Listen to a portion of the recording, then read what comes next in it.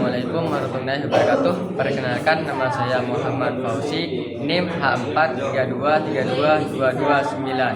Di sini saya akan membuat dan menjelaskan kontrol indirect, single acting cylinder dan double acting cylinder. Komponen yang dibutuhkan yang pertama distribusi regulator, yang kedua valve 3/2 manual activation dan valve 3/2 with air activation dan single acting cylinder.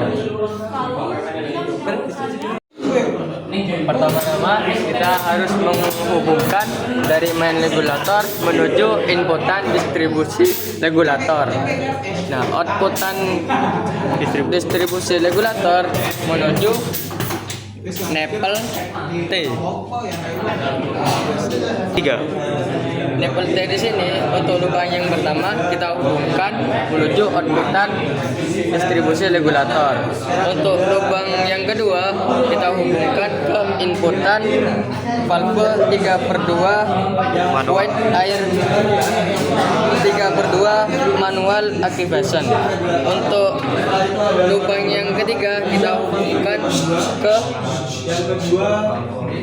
standby 3/2 wet air activation. 3.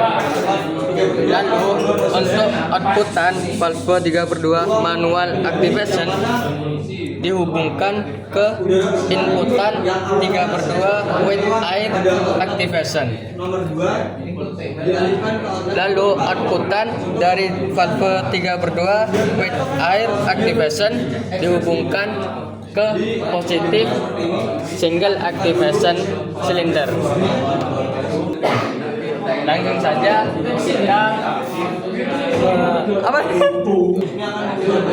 saja kita mengetes rangkaian kontrol direct menggunakan single acting cylinder. Kita aktifkan. Di sini distribusi regulator sudah aktif di 0,5. 3.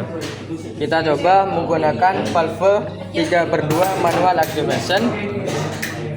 Ketika teraktuasi, maka single acting cylinder akan bergerak maju, dan ketika tidak teraktuasi, maka single acting cylinder akan mundur.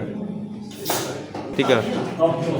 Di sini dari distribusi regulator dihubungkan ke standby valve 3/2 wet air activation, sudah mendapatkan udara bertekanan.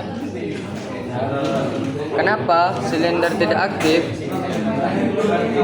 Dikarenakan kita harus memutar valve 3/2 manual activation searah jarum jam.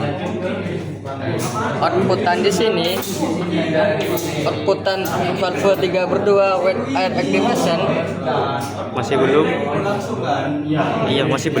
belum mendapatkan udara bertekanan dikarenakan selektor belum diputar.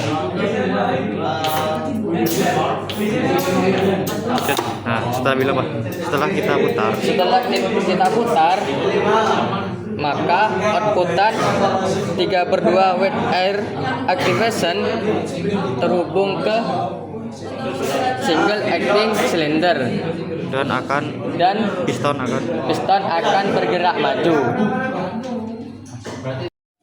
Nah, kita lanjut untuk rangkaian yang kedua.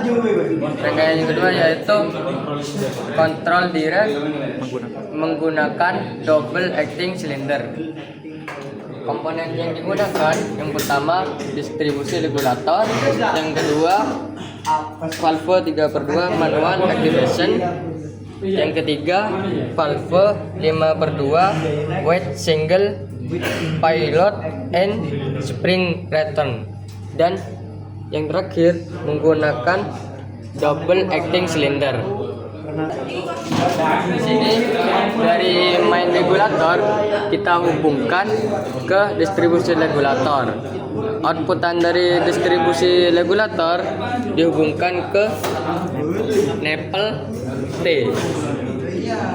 Untuk lubang yang pertama ini dihubungkan ke distribusi regulator. Yang lubang yang kedua kita hubungkan ke inputan valve 3/2 manual activation. Untuk lubang yang ketiga kita hubungkan ke valve 5/2 wide single pilot and spring return di lubang standby.